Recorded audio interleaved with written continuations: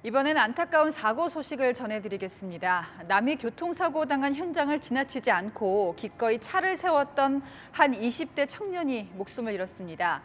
사고 난지 모르고 달려오던 화물차가 2차 사고를 낸 건데요. 자, 이런 상황은 누구에게나 닥칠 수 있습니다. 주의 깊게 봐주시기 바랍니다. 김용성 기자입니다. 고속도로 한가운데 SUV 차량이 심하게 부서져 있습니다. 소방대원들이 수습에 분주한 가운데 구급차도 현장에 도착합니다.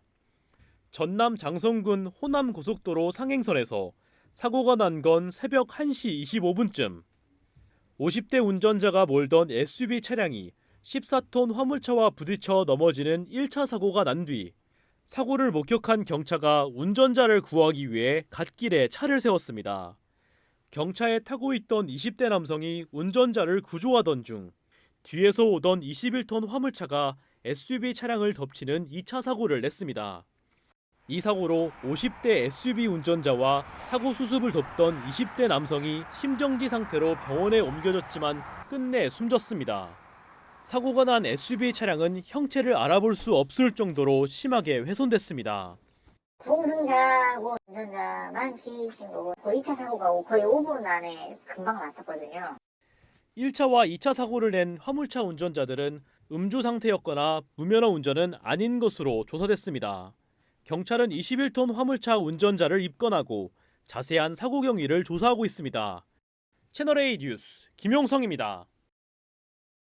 네, 한편 수입 SUV가 인도로 돌진한 사고 현장입니다. 가로등이 통째로 뽑힐 정도였는데요. 특히 황당한 건 그 다음입니다. 사고를 낸 탑승자들이 내리더니 짐만 챙기고 달아납니다. 김지윤 기자입니다. 늦은 밤 대로변, 골목길을 빠져나온 차량이 도로 위에서 좌우로 크게 움직입니다. 인도 위에 있던 남자 행인은 차량을 발견하고 깜짝 놀라 몸을 피하고 곧바로 흰색 SUV가 행인이 있었던 자리를 덮칩니다. 경기 의정부시에서 흰색 람보르기니 우루스 차량이 인도로 돌진한 건 오늘 오전 1시쯤. 인명피해는 없었지만 거리는 순식간에 아수라장으로 변했습니다. 원래는 가로등이 서 있던 자리인데요. 사고 충격으로 송두리째 뽑혀나가 지금은 이렇게 흔적만 남아 있습니다.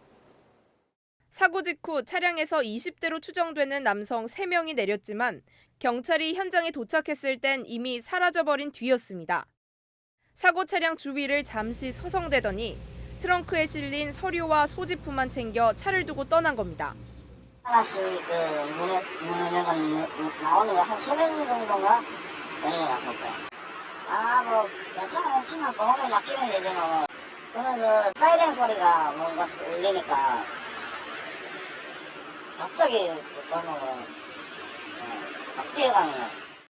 경찰 확인 결과 사고 차량은 캐피털 업체 소유의 장기 리스 차량이었습니다.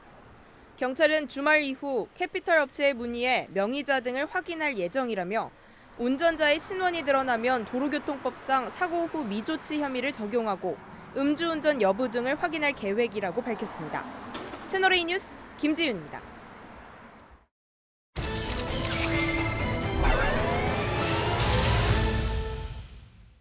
마약이 사회 곳곳에 빠르게 스며들고 있습니다. 특히 태국을 기점으로 반입되는 마약이 무시 못할 수준이 됐는데요. 사회 일부에 정현우 기자가 나와 있습니다. 자, 정 기자, 이제는 태국산 마약이 도시도 아니고 농촌까지 파고들었다고요?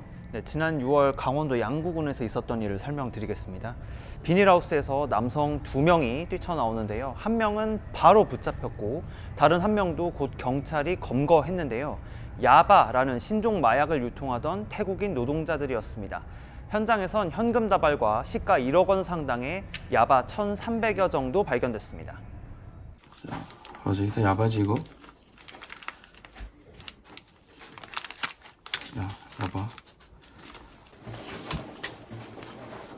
이것도 야바.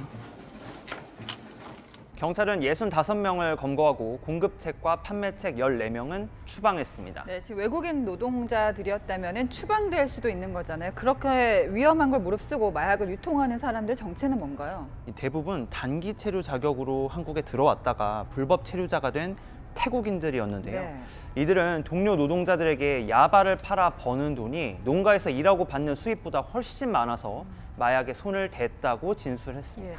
자, 그런데요, 저도 이제 뉴스를 계속 진행해도 야바라는 이름은 좀 생소하거든요. 어떤 마약입니까? 네, 태국어로 미친 약이란 뜻을 가진 이 야바는 필로폰과 카페인을 합성한 마약입니다. 투약하면 공격성이 커지고 정신장애를 유발하는 걸로 알려져 있습니다.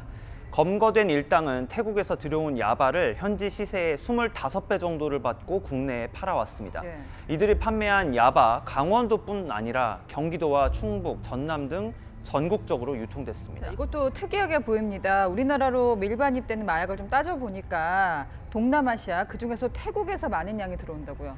네, 지난해 세관은 밀수입 필로폰 123건을 적발했는데요. 이 중 절반이 태국발이었습니다. 네. 우리 관세청이 태국 세관과 합동 마약 단속을 벌일 정도인데요. 한국에 흔한 초콜릿 과자나 커피 믹스를 태국에서 대량으로 보내는 게 수상해 뜯어봤더니 빨간색 야바와 하얀 필로폰 가루가 가득했습니다. 지난해 역대 최다를 기록한 외국인 마약 사범도 3분의 1 정도가 태국인으로 가장 많았습니다. 예. 저는 이게 영화에서만 나오는 얘기인 줄 알았어요. 이제 몸속에 마약을 넣어서 숨겨왔다가 목숨을 잃는 사건도 최근에 있었죠. 네, 일명 보디패커로 불리는 수법인데요. 지난달 서울에 사는 50대 한국인 남성이 마약을 몸속에 넣고 입국한 지 하루 만에 숨졌습니다. 남성의 집으로 구급차와 경찰차가 출동하는 모습을 보고 계신데요. 네. 이 남성의 사망 원인, 급성 엑스터시 중독이었습니다. 부검을 해보니까요, 몸속에서 비닐로 포장한 엑스터시와 케타민이 쏟아져 나왔는데요. 이 엑스터시만 400알 넘게 나왔다고 하고요. 이 숨진 남성은 사망 전날 말레이시아에서 귀국했는데 지난 8월 출국 당시에 원래 행선지는 태국이었던 사실이 드러났죠.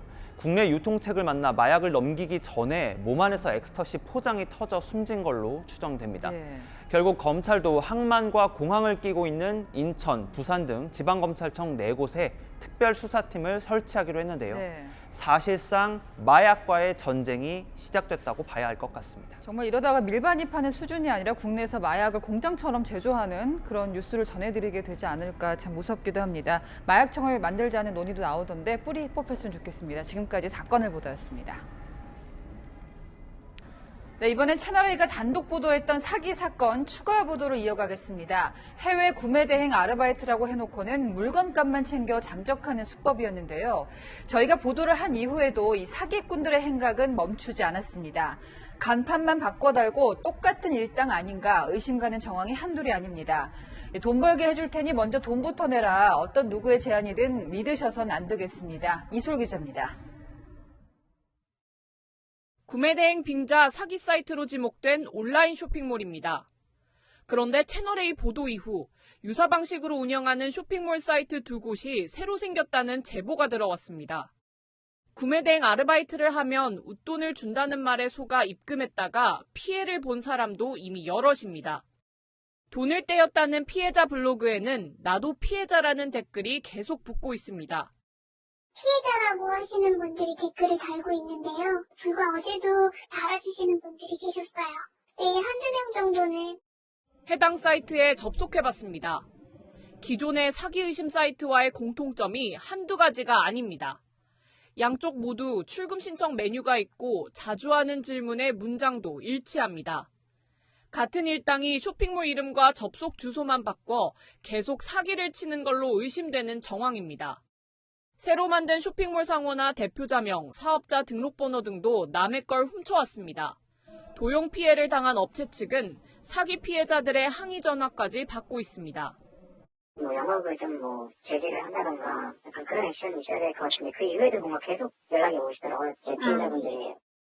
경찰 관계자는 피해자들이 돈을 입금한 계좌도 이른바 대포통장이라 피의자 추적이 쉽지 않다고 밝혔습니다. 유사 피해를 줄이려면 지금이라도 전담 수사팀을 꾸려야 한다는 지적도 나옵니다. 채널A 뉴스 이솔입니다.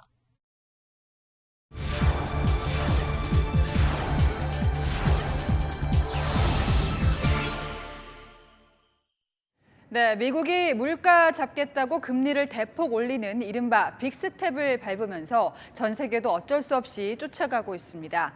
다만 일본만은 다르죠. 아무리 물가가 오르고 환율이 치솟아도요, 금리를 올릴 수가 없습니다. 경제 성장이 멈추고 제로금리로 막대한 엔화를 풀면서 경기 부양을 해왔지만 이제는 그 부작용을 정통으로 맞고 있습니다. 탈출구는 보이지 않고 국민들은 경제난에 힘들어합니다. 현지에서 김민지 특파원이 전해왔습니다. 평범한 마트 같은 곳에 아주 저렴한 물건들이 매대에 놓였습니다. いくらぐらいですか、これは？これは1本19円です。賞味期限が切れていて安いんですけど気にしないので問題ないと思います。 싼 가격에는 이유가 있습니다. 유통기한을 넉 달 넘긴 유기농 오일이 절반도 안 되는 가격에 팔립니다. 食費を抑えたいという思いがあるんだと思います。抵抗があったような方々もこのタイミングで少し賞味期限が切れたものも手にしていただける方が増えているような。 일본에선 올 초부터 연말까지 2만여 개 가까운 식료품 가격이 오릅니다. 이러다 보니 일본 성인 한 명당 연간 68만 원에 가까운 가계 부담이 더 늘 것으로 조사됐습니다. 문도 열기 전부터 긴 줄이 이어진 곳은 반값 창고입니다. すごく安く買えたので大満足で帰ります。 온라인으로 팔렸다가 반품된 제품들입니다. 全てにおいて物価が上がっているので家計が大変だと思います。全部値上がりしてるんで、給料上がらないですよね。 킹달러 영향으로 치솟는 수입 물가의 압박을 피하고 자본 유출을 막기 위해 각국은 경쟁적으로 기준금리를 올리고 있지만 일본은 5년 동안 요지부동입니다. 그 사이 엔화 약세는 32년 만에 최저 수준에 달해 1달러당 150엔을 위협하고 있습니다. 日本の金利はほぼゼロで張り付いたまんまですので、金利の高いドルを持ってた方が得じゃないですか。緩めるのはいつかっていうのがまだよくわからない。年内に1ドル150円到達することもやはりあり得る。 환율 방어를 위해 일본은행이 24년 만에 28조 원 규모로 엔화를 사들였지만 米国などに比べるとですね、回復のテンポが遅いということも事実でありますので、当然その回復を支援していく。 엔화 가치는 계속 추락 중입니다. 금리 인상 카드를 못 꺼내는 건 아베 정권이 주도해서 시중에 엔화를 풀기 위해 사들인 1,000조엔 넘는 국채의 이자 부담과 약해진 경제 체질 때문입니다. 経済の成長力が弱くて賃金が上がっていないので、利上げすると景気自体が急激に悪化しかねないと。世界の利上げ競争に日本はそもそも参加していない、参加できていない。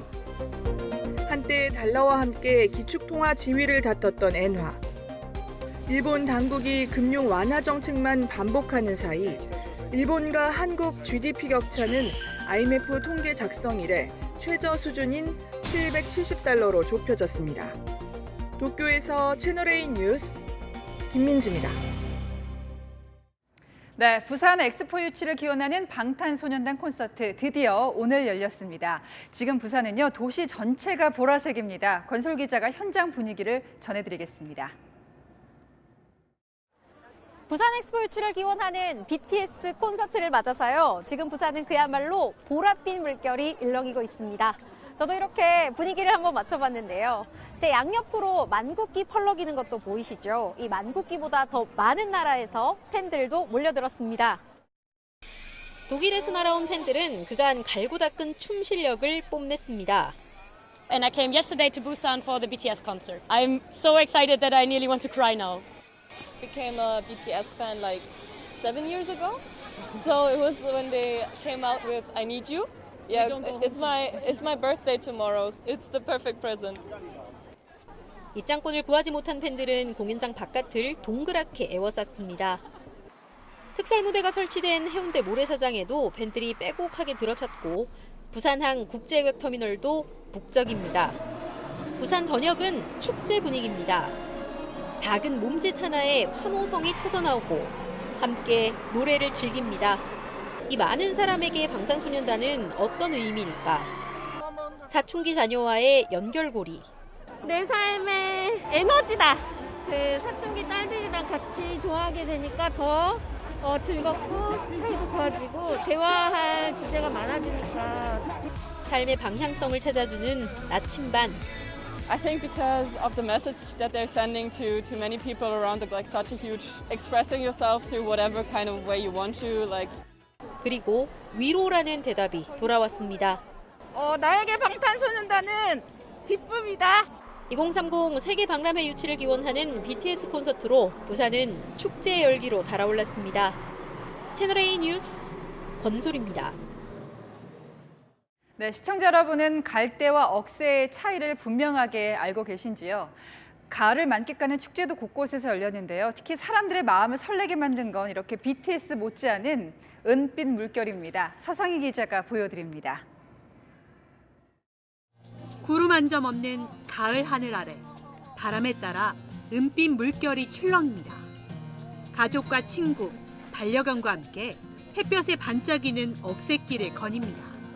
가을의 추억을 카메라에 담으며 지쳤던 몸과 마음을 달래봅니다. 물가에서 자라는 갈대와 달리 억새는 이렇게 산과 들에서 자라며 은빛을 띠는데요. 이곳 하늘공원에서 억새축제가 열린 건 3년 만입니다. 포근한 가을날을 만끽한 시민들 입가엔 미소가 번집니다. 결혼 전에 매년 여기 찾아왔었는데 코로나 때문에 이제 닫혀 있다가 3년 만에 저희도 와서 너무너무 오랜만에 행복한 시간 보냈던 것 같습니다. 너무 감동이에요. 정말 몇 년 동안 있을 수 없는 일을 지금 하는 거잖아요. 삼촌들 피난들 어디가? 우리냐 새들모습에서는 할망둥이 우다게. 구수한 제주 사투리에 관중들이 한박 웃음을 터뜨립니다. 아이고 어머 나가 저 재산을 넣어서 나는 미자 평생 고생 안 시키면 잘넣금해. 역시 3년 만에 개막한 축제에선 서귀포 17개 마을 주민들이 계획한 다채로운 행사가 관객들 눈길을 사로잡았습니다. 애들이 밖에 나오니까 엄청 좋아하고 오랜만에 축제에 오니까 기분이 몹시 좋네요. 나들이 차량이 몰리면서 전국 고속도로는 곳곳에서 정체가 이어졌습니다. 도로공사는 오늘 555만 대의 차량이 고속도로를 이용한 것으로 추산했습니다. 채널A 뉴스 서상입니다. 우리나라 미술품 중에서 가장 비싼 작품 바로 김한기 화백의 우주입니다. 무려 132억짜리 개인 소장작인데요. 이 그림을 누구나 볼 수 있는 기회가 생겼습니다. 조현상 기자입니다. 푸른 점들의 소용돌이가 마치 우주 속으로 빨려 들어가는 듯합니다. 고 김한기 작가가 고향 전남 신안의 밤하늘을 그린 작품 우주입니다. 지난 2019년 크리스티 홍콩 경매에서 132억 원에 낙찰된 작품입니다. $88 million, last chance, $88 million. Sold for you, Francis, 8006. 한국 미술품 경매 중 최고가. 낙찰자는 글로벌 세아그룹 김웅기 회장이었습니다.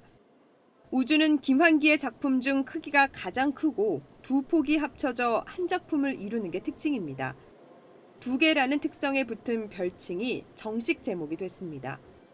두 폭이기 때문에 작가와 김양한 여사는 남과 여, 음과 양, 해와 달 이렇게 생각을 하셨는데 관장님께서 우주라는 애칭을 지어주셨고 그 밖에도 조선시대 산수화를 연상시킨 듯 한국의 자연을 담은 산.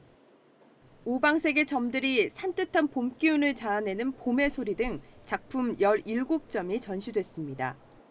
뉴욕과 파리에서 활동하면서 수묵화의 발목 기법 등 한국의 미를 잊지 않고 담은 작가 김환기. 그의 정서가 담긴 이번 전시는 12월 21일까지 이어집니다. 채널A 뉴스 조현선입니다. 검찰이 모레 만기 출소를 앞둔 아동 연쇄 성폭행범 김근식에 대해 구속영장을 청구했습니다. 수원지검 안양지청은 김근식의 16년 전 추가 성범죄 혐의를 포착했다며 도주나 재범 우려 등이 있어 구속영장을 청구했다고 밝혔습니다. 김근식은 만기 출소 후 의정부에 있는 법무부 산하 갱생시설에 입소할 예정이었습니다. 낮에 정말 따뜻했죠. 서울은 24도를 넘기며 반소매 차림도 거뜬했는데요. 내일도 포근한 날씨로 휴일을 즐기기 좋겠습니다. 다만 아침엔 안개가 짙은 곳이 있어서 교통안전에 유의해 주셔야겠습니다. 안개는 충청 내륙과 남부지방에 가시거리 200m로 가장 짙게 끼겠습니다. 한편 인천은 미세먼지로 앞이 뿌옇게 흐려지겠고요. 밤이면 수도권과 충남도 먼지 농도가 짙겠습니다. 아침 기온은 15도 안팎에서 출발하겠고요. 낮 최고 기온은 서울이 21도, 부산 25도로 오늘보다 조금 낮거나 비슷하겠습니다. 한편 모레 새벽 북서쪽에서 찬 공기가 유입되면서 초겨울 날씨가 찾아올 전망입니다. 날씨였습니다. 뉴스에 마칩니다. 시청해주신 여러분 고맙습니다.